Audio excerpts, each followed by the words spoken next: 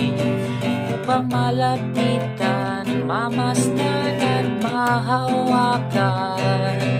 Taglay mo